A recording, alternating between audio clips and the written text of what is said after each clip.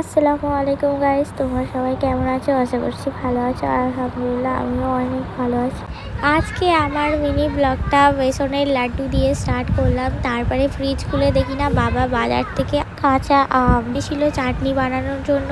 তো আমি কি করেছি, বার করে কাঁচা আম ভালো করে ছিলে নিয়ে লবণের সাথে খেয়ে নিয়েছি এক পিস। তারপরে মা এদিকে দেখো চাটনি বানিয়েছে। আর বিরিয়ানিটা আমার মা বানায়নি, বিরিয়ানিটা আমার ছোটো মাসি বানিয়েছে, চিকেন বিরিয়ানি।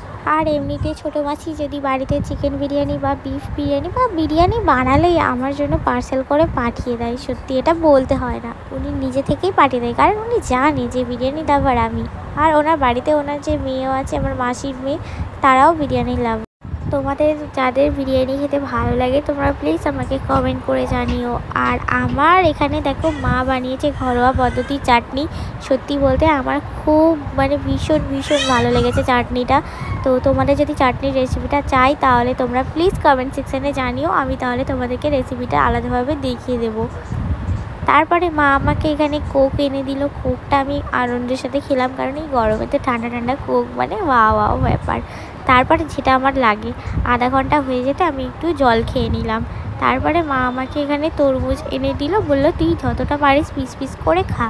তো আমি এখান থেকে 2 পিসই খেয়েছি, কারণ বিরিয়ানি খেয়ে পেট লোড ছিল। তো তরমুজটা এই গরমের সময় খাওয়া খুবই উপকার। আর এখানে মা আমাকে 2 পিস মৌসুমি লেবু দিয়েছিল। এই দুটো জিনিস সত্যি গরমেতে খুব উপকার। তারপরে আমি দুপুরবেলা মেহেন্দি করে ঘুমিয়ে পড়েছিলাম। বিকালবেলা উঠে দেখি মেহেন্দিটা ওয়াও কত সুন্দর হয়েছে। আমিও ভাবিনি যে আমি এত সুন্দর মেহেন্দি করতে পারবো। তারপরে ঘুম থেকে ওঠার পর দেখি ভাইয়া আমাদের জন্য প্রেস্টি নিয়ে এসেছে। সত্যি বলতে আমি বিশ্বাস করতে পারিনি যে আমি ঘুম থেকে উঠলে এত সুন্দর একটা সারপ্রাইজ পাবো। আর ভাইয়া আমাকে এমনিতেও অনেক কিছু এরকম সারপ্রাইজ দিয়েই থাকে। তারপরে দেখো আমি এখানে ফ্রুটি খেয়ে নিয়েছি। ফ্রুটি খাওয়ার পরে দিদি বলে এই দাঁড়া আগে কেক আমি খাবো। আমার হাজব্যান্ড এনেছে। আমি বলি আচ্ছা ঠিক আছে নিয়ে নে, তুই আগে খা। তারপর ও প্রথমে ম্যাঙ্গো পেস্ট্রিটা সিলেক্ট করলো, করে একটা বাইট নিয়ে খেয়ে বললো যে ওয়াও দারুণ। আর এই পেস্ট্রিগুলো আমাদের ভাইয়া এনেছিল বেহালা মঞ্জিনিস থেকে। আর আমরা যখনই যা পেস্ট্রি ইউজ করি আমরা সব আমতলা থেকেই নিয়ে আসি। আর ভাইয়া বেহালা থেকে এনেছে, কারণ ওনার কাজের সাইড কলকাতা, সেই জন্য কলকাতা থেকে ভাইয়া আমাদের জন্য পেস্ট্রি এনেছে। আর সত্যি বলতে আমি ঘুম থেকে উঠে এত সুন্দর সারপ্রাইজ পাবো ভালোই লেগেছে। ভাইয়া এরকম আমাদের সারপ্রাইজ দিতে থাকুক, আমি আর উইশ। তারপরে আর আমি কোনো ভিডিও না করে ডিরেক্ট আমি একেবারে সকালবেলা পুরো বিয়েবাড়ির জন্য তৈরি হয়ে তোমাদেরকে পুরো আমার ফুল লুকটা দেখিয়ে দিলাম। তোমরা প্লিজ জানাবে আমার এই ড্রেসটা কেমন লাগছে। আমি এটা ঈদেতেই নিয়েছি, তবে ঈদের দিন অনেকগুলো ড্রেস হয়ে গেছিলো, তো তাই আর পরিনি। তোমরা তো সবাই জানো মেকআপ হয়ে যাওয়ার পরে মেকআপের জিনিসগুলো কিভাবে এলোমেলো হয়ে পড়ে থাকে। আর আমার ওটা আগেরটা ছিল ট্রান্সলেশন ভিডিও। আর এই দেখো আমি এখন কেমন অবস্থায় আছি, কারণ এটা সবে সেজে উঠলাম। আর এই যে দিদি, ইনি হলো সানা আপি আমাকে এত সুন্দর সাজিয়ে দিয়েছে। সত্যি বলতে আমি নিজেকে পুরো চিনতে পারিনি, আমার লুকটা পুরো আলাদা। এই দেখো এটা হলো আমার ফাইনাল লুক, তোমরা দেখে কমেন্ট করে জানাবে কেমন সাজিয়ে দিয়েছে। আর এটা হলো আমার আম্মি। তারপর পুরো রেডি হয়ে আমি বেরিয়ে পড়েছি স্কুটিটাকে বার করার জন্য। তো তারপরে বের করে নিয়ে বেরিয়ে পড়েছি রাস্তায়। রাস্তা দিয়ে আস্তে আস্তে দেখি রাস্তার পাশে একটি বিয়েবাড়ি হচ্ছে। তখন মা আমাকে বলছে চ আমরা এখানে নেমে যাই, এখানেই খাওয়া দাওয়া করে নিই। তখন আমি মাকে বললাম যে এখানে নেমে খাওয়া দাওয়া করলে লোক তোমাকে পিটবে। এইসব নিয়ে আনন্দ করতে করতে আমি আর মা যাচ্ছিলাম। তারপরে এখান থেকে সোজা বিয়েবাড়িতে চলে গেছিলাম আমরা। বিয়ে বাড়িতে এসে দেখি কি বিয়ে বাড়ি খাবারের প্যান্ডেলের দিকে কি লাইন পড়েছে।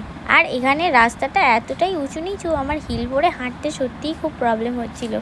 তারপর আমরা সিট পেয়ে খেতে বসে গেছিলাম। খেতে বসে দেখি বিরিয়ানি। আর এই গরমেতে বিরিয়ানি খেলাম দুবার। তারপরে এই দেখো এখানে এটা হলো দুলহা, আমাদের কাকু সম্পর্কে হয়। আর এখানে বেরিয়ে দেখি আমাদের জন্য জুসের অ্যারেঞ্জমেন্ট করেছিল, তো জুস দিয়ে দিল। এই গরমেতে জুসটাকে সত্যি বলতে খুব ভালো লাগলো। আর বাইরে বেরিয়ে গেটেতে মা আর বাবার একটা ফটো তুলে দিয়েছি, তাই তোমাদেরকে দেখিয়ে দিলাম। তারপরে বিয়েবাড়ি থেকে আর বেশি না দেরি করে বেরিয়ে পড়েছি নানি বাড়ি যাওয়ার উদ্দেশ্যে। নানি বাড়িতে চলে এসে নানিমাকে অনেক দিন পর দেখে খুব ভালো লাগলো। আর তোমাদের কাদের এখনও নানিমা বেঁচে গেছে আমাকে প্লিজ কমেন্টে করে জানিও। আর এই যে দেখো নানিমা আমার সাথে এসে কথা বলছে ভালো আছিস তো, ভাই সবাই কেমন আছে। আমি বলি নানিমা হাই করো আমার ব্লগে। তারপর নানিমা দেখো নাক সেটকাতে হাই করছে।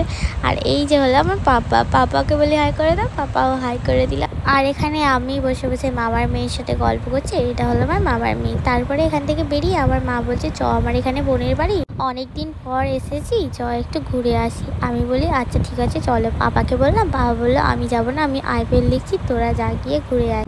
তো সেই জন্য পাপাকে ডিস্টার্ব না করে আমরা বেরিয়ে পড়েছি মাসির বাড়ি যাওয়ার উদ্দেশ্যে। তারপর মাসির বাড়িতে গিয়ে বেশিক্ষণ না বসে একটু গল্প করে চলে এসেছি ডিরেক্ট বাড়িতে, আর কোনো ভিডিও শ্যুট না করে।